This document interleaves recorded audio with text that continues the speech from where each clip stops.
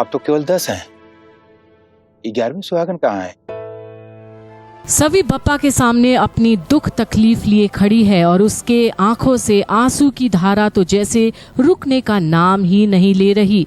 पर थोड़े ही दूर पर कुछ सुहागन औरतें पूजा की सामग्री लिए बैठी हैं और अब पंडित जी उन्हें उस 11वां सुहागन के लिए पूछते हैं जो अभी तक पहुंची ही नहीं है, और फिर बताते हैं सबको कि कैसे संकष्टी चतुर्थी के दिन 11 सुहागन मिलकर जब गणेश जी की आराधना करते हैं तो कैसे उनके पति और उनके परिवार के ऊपर से सारा विघ्न बाधा दूर हो जाता है। और ये बात सुनकर अब सवी पूछती है पंडित जी से कि क्या वो आज्ञा देंगे उसे इस पूजा में शामिल होने के लिए, क्योंकि सुहागन तो है पर उसके जीवन में अभी बहुत उथल पुथल चल रहा है। और फिर आज्ञा लेकर सभी बढ़ाती है कदम उस पूजा में शामिल होने के लिए जो वाकई में उसके पति ईशान को उस मुसीबत से बचाएंगे बप्पा जो उसने सभी के खातिर मोल ली है भोसले परिवार के आदर्शों के खिलाफ जाकर।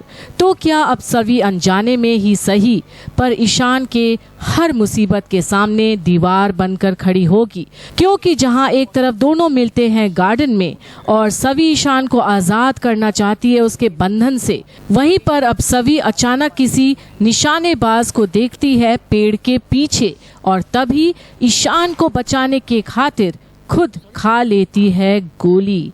और अब तो सुरेखा हरगिज तैयार नहीं सभी को अपने खानदान की बहू बनाने के लिए।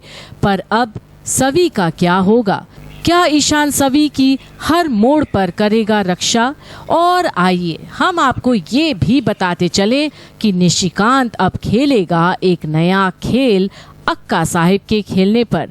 तो क्या गोली निशिकांत ने ही चलाई थी और सभी को करेगा किडनैप और उसको हमेशा के लिए अपने परिवार से दूर भेजना चाहेगा नेपाल के रास्ते उसे बेहोश करके। पर अब इस पर निशान आखिर कैसे रिएक्ट करेगा जब वो अपनी नई दुल्हन सवी को नहीं पाएगा आसपास? क्या ईशान दिन रात कर देगा सवी के खातिर? तो क्या अब जहां ये दोनों कभी एक दूसरे को अहमियत ही नहीं देते थे, आज क्या अपनी जान की बाजी खेलेंगे एक दूसरे को बचाने के लिए? देखते रहिए घूमे किसी के प्यार में, आगे क्या होता है यहीं पर।